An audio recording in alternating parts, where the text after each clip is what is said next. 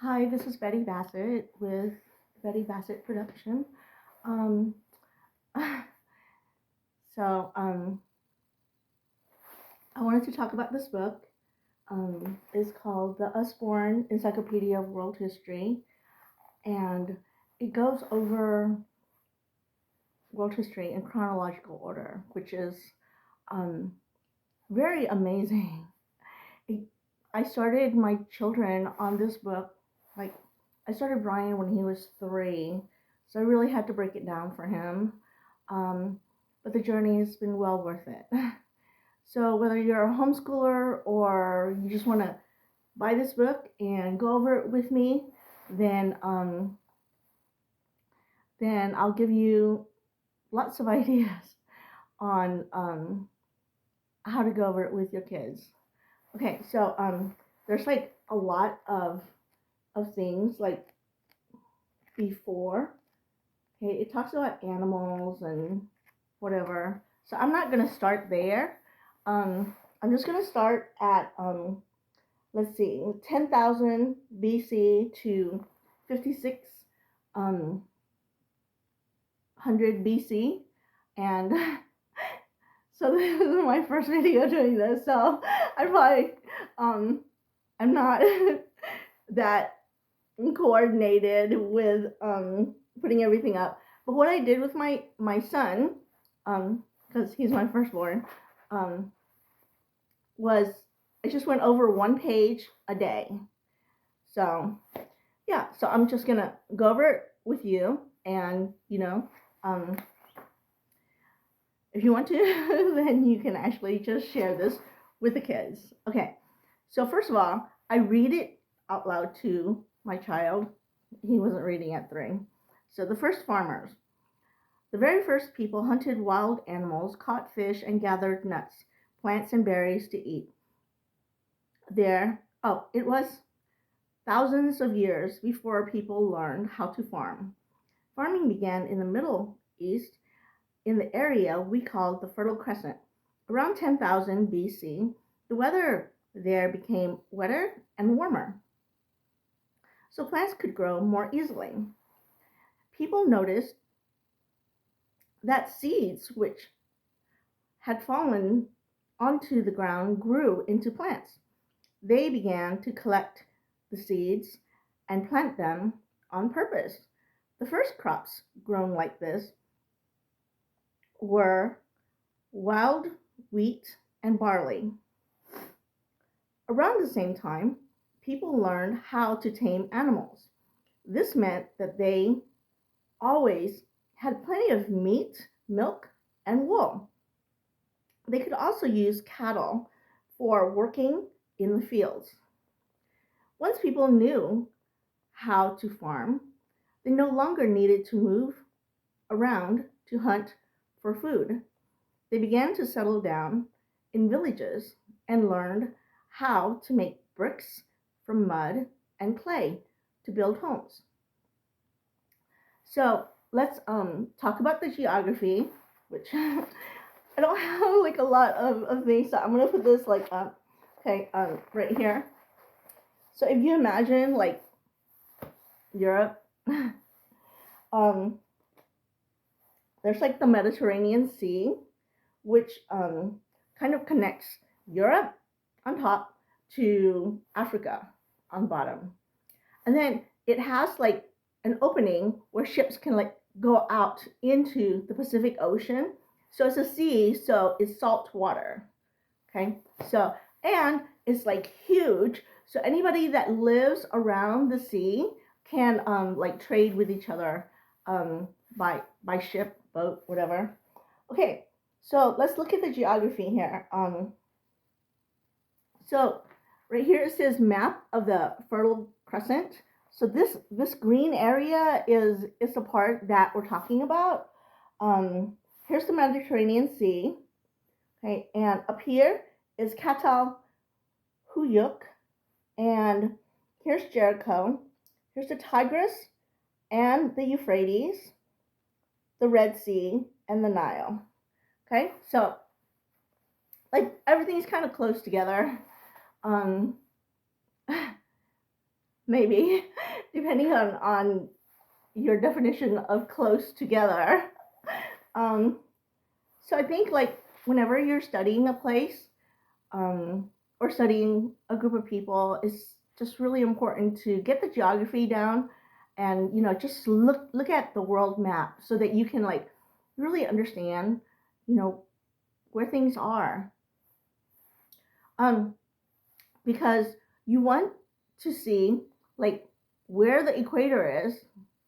You want to see like where the North and South Pole is, and you want to see how far it is from the equator because that will determine the climate. Yeah. Okay. So right here, if you look at this picture, okay, this is adobe wall. Okay. So it says here that the wall protects the village from wild animals. So if it's adobe walls, then they have, let's see, they have the technology of making bricks. Okay, so you might want to look up the history of making bricks because, yeah. So I live here in Ohio, and there's no adobe walls. I used to live in New Mexico and Las Vegas, which are more like dry, kind of deserty, and there's like tons of adobe walls because it. So what this picture tells me is that this climate is is dry because it rains in Ohio like all the time. So this wall probably wouldn't be able to handle, the amount of moisture and rain. So we're talking somewhat of an arid climate when we're looking at this. Um, so this in this picture of an early village, one house has been cut away to let you see inside. And that is the awesomest thing about Usborne books, is that they have cutaways. So you can see inside, just like if you're curious, and of course, when you're learning, when you're teaching your child, then, you want to, like, you want them to be curious. um, right here it says cutting wheat with a tool called a sickle. Okay, so I guess wheat is a very important crop, and it's I don't know what a sickle is. It looks like some sort of horn, but you can definitely look that up and talk to your child about the tools, because whatever tools there is during that time, then that is the state of technology during that time. Okay, right here on the exterior of the wall, you can see like, 2, 3 trees. Okay, so this is not like a very lush climate. This is kind of more arid, but the trees are very green because I grew up in Las Vegas, and the trees are kind of like a very light shade of green. So this does have a bit of water. Um, and right here, if you take a look at the picture, there are sheep. Here's a goat, and here's some cows. Well, actually, I don't know. I always thought that like the male cow had horns and the female cows like don't have horns, but I think I'm wrong on that. And you can definitely look it up. So the male cows are called bulls. Um, okay, so let's look at sheep and goat and cow. So these are called domesticated animals. Okay, domesticated animals means that they're domestic, means they're safe to be around. Okay, they're not going to eat you like a lion or a wolf or, something carnivorous. So then you can raise these animals and they reproduce like rather quickly so that, you can use them for meat or milk or whatever. And definitely the sheep, you can cut off their hair and make clothes or blankets out of them. So these were the first domesticated animals, which is really cool because we're talking about the continent of Europe. Okay, so and maybe the continent of Africa, but certain domesticated animals, like go with certain places more, and you can tell by their cuisine as to their cooking, their recipe, their food, as to what animals are easily obtained there, in that particular location, because then people will use like the local spices to, put together a good meal. Okay, so right here, there's like a wall around this little village, and the wall protects the village from wild animals. It says it right there. On the outside here, it says clay for building new houses. So if you want to look up like the clay technology, which the history of clay or something like that, because I think it comes from wet mud mixed with straw. I don't know, but something like that. And then I think like, I don't know, like Moses and that one Pharaoh, like there was, okay, so I don't know what I'm talking about at this point, but there was like, there was technology that developed that, like, so that clay didn't need straw to make make bricks out of. So yeah. Sorry. Okay, but so right here it looks like they're like digging, and it's like right next to the fence thingy here. So I kind of thought that clay was like found near rivers, so this might be an inaccurate picture, which I have no idea.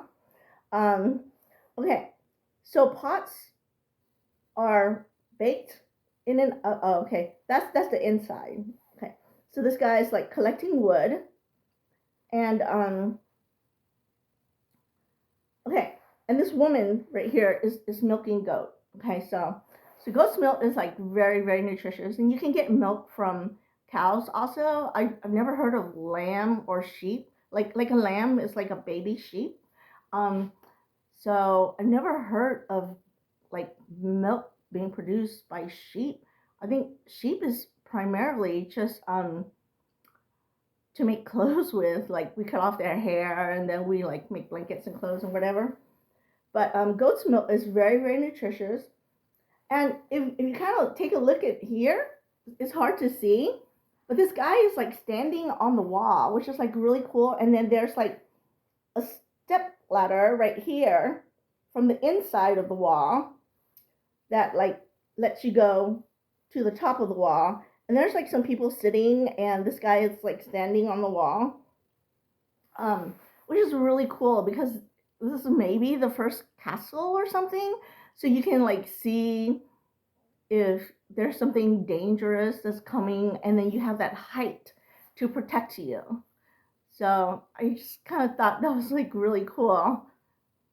Okay, so working from the bottom, going up, right here on the inside. Okay, then they have a little fire, and they're cooking because this is like a cutaway of the inside of the house. And if you see, you can see how these houses are made. They have straw roofs, and they have like brick siding. So it would be interesting to like look into like how roofs are built, like the technology behind it, and yeah, like how those walls are kept up, and like what they use for mortar. The little glue cement thing that keeps the bricks together. Um, so let's see. So right here, these people are making pots, and I guess making pots Okay, you might want to look into pottery making, because I think you pull like clay from like nearby rivers, and then you shape it into like a cooking pot of something of some kind, or a water carrying pot, or a bowl. Um, and then you can use it for various things. So the state of their technology during this period of time is that they knew how to make pots. And a really, really interesting thing that my father once told me um, is that is that you can like determine um, which culture like the pots originated from according to like their design or the way they're made. I have no idea, but but like he was studying the culture of Vietnam, which is where I'm originally from, and he said that the original from his research, the original inhabitants of Vietnam were not the Chinese, because they could determine that by the clay pots, the broken clay pots that like in archaeological digs and stuff. So yeah, that's like really fascinating, because different groups of people like move around, and so they take their pots with them. So yeah. Okay, so making pots here, drying fruits on top of the roofs. It's right here. It's probably furry. I'm not furry, but blurry. um, and then there's like a loom for weaving cloth. And I know that a lot of homeschoolers um, purchase a loom and make like fabric from it. And I guess we didn't do that when my kids were little. Um, but I guess, if that's something that you might want to look into, then then I know a lot of homeschoolers do that. And right here, okay, they're making like material and cloth, but the material and cloth that I would think that they're making it from is sheep hair and not cotton, because cotton is like a little fruit thing from like a plant, and I don't think that they would like grow um like just starting out that they would grow cotton yet, because it says here that the first plants were wheat and barley. So yeah, so I'm just gonna stick with that. um right here there's like a kiln. Pots are baked hard in an oven, and that oven is called a kiln.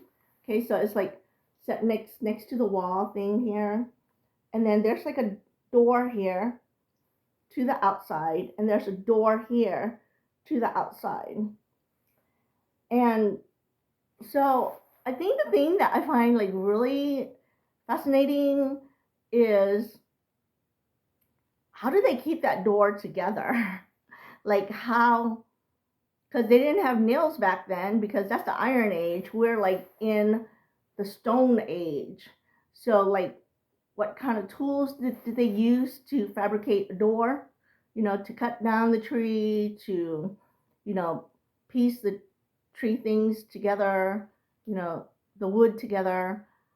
I mean, and how did they do the hinges? I don't know. So I mean, you might want to look into it.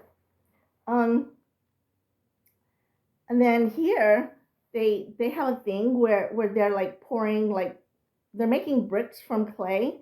So they have like a little wood, like I don't know, it looks like a tic-tac-toe thing, but much bigger. So they pour like the clay into it, and then I guess they let it bake in the sun and let it dry out, and then it hardens, and then they use it to make things with, kind of like Lego blocks. um, okay, um, so right here it shows that there's a well, which is very interesting to me because, I mean, you might look into the technology or history of wells, because I read like Laura Ingalls, and like as you dig down into the earth, there's like these noxious gas or fumes that can like easily kill you. So then, if you like dig down and there's like no water table under the ground, then you dug for no good reason. Um, so I would be interested in knowing, like, you know, how how deep the well is, how do they decide where to dig, and their technology for like not getting killed when they dig the well. So it's very interesting because Trevor Noah, like he's a comedian on TV, on TV, YouTube, whatever. Um, he's like, he was in Africa, and he was like hanging with his homies and stuff. And so they like had this huge bucket of water, and he's like visiting, like distant relatives or friends or whatever, and he's like, "Oh, I can carry that." And then he like dumped it.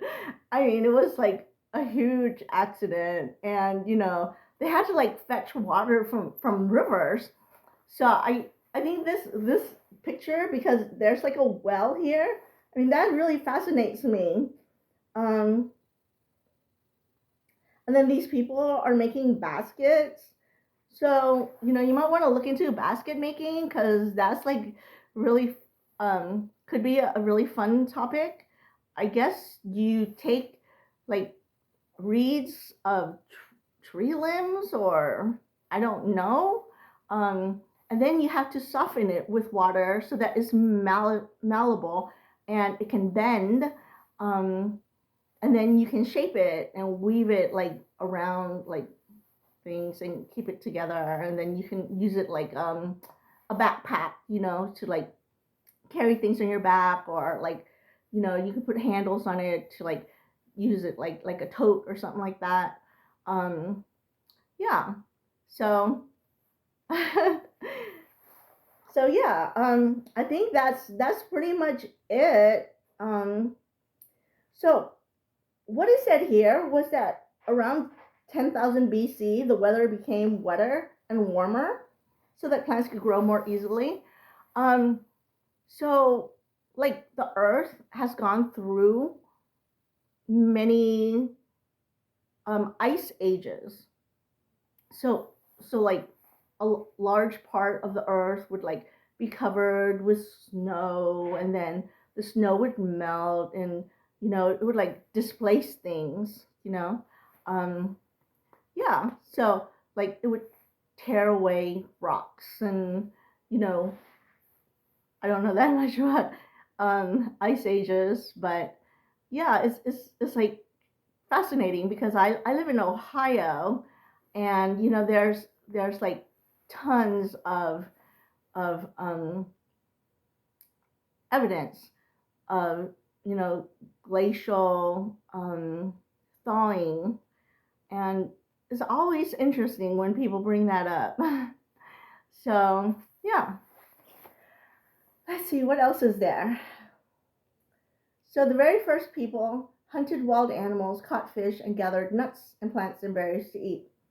So, obviously, if they're not hunter gatherers, and they're like living and not being nomadic, that means that they're not chasing the animals around, because the animals like go from place to place. Like, if they're grass eating animals, okay, and they live in like a herd, like let's say horses or something like that, okay, then they would like eat up all the grass in that area, and then they have to find like a new pasture, because that other pasture is depleted. So then if you were hunting horse because you eat horse meat, then, which is probably like a bad example because I don't think like people in this day and age like eat horse meat unless they're like desperate or something. Um, and it was like the only food around. Um, let's see. So so then the people who eat, whatever animal that is, would have to follow that herd around to like hunt it and have food. Um, so then right here, whatever game is in the area, whatever animals that live nearby, are going to be completely depleted. And so these people would have to like know how to farm. So yeah, let's see. Um, and um, there's this book called Guns, Guns, Germs, and Steel, and it talks a lot about domesticated animals, and how that affected like different continents. Um, yeah, so if you're very ambitious, you might want to read that book. um, okay, so as far as what I do is that I just go over one page with my child, um, and then I ask my child to um, give a summary. Okay, like what did they learn? Okay, and so they can just tell it to me, and then I can write it down. And my children never cooperated very well. I mean, even when they got older, they would not summarize for me. So my children were non-summarizers. Um, um, but what I did, with each page was that I had my son and my daughter like draw something, anything, you know, using this as their inspiration. So they can draw like a clay pot, they can draw, a tree, whatever inspires them to draw. And yeah, and then like I would like write a little summary if they don't come up with anything. And definitely you can like put that in a little binder, so that you can have like um a history of, you know what they drew, like what they learned, how old they were, the date. Yeah, and it would be like really fun to look over all of it, especially as time goes on and you're like reading through like the entire book, which yeah, I don't think I got to like near the end part with my son. We kind of like hit the Middle Ages, which was really really interesting. um and then like we just didn't go beyond that. Yeah, so you can do this as a homeschooler, or you can just learn this um, as an after schooler, and you don't have to start your child at 3. You can start them off at any age. And as we go throughout this book, if you don't know anything about history, this is like a great introduction to history, and it'll develop creativity in your child, which is like really important, and it'll like really help them to make sense of the world around them, and it'll give them a great advantage, you know, compared to children or people that have not been exposed to this. So, thank you for being here. Thank you for following along. Um, I don't have a lavalier, so the sound is like pretty bad. I mean, like getting one from Amazon, so it'll come in pretty soon. But yeah, so I hope this helps because I recommend this book to people left and right all the time for years and years and years now. So, I just thought, okay, yeah, let's do this. So, thank you for joining me on our journey, and I hope that I'll be a value added in your life as well as your child's life. All right, see you on this page in the next video.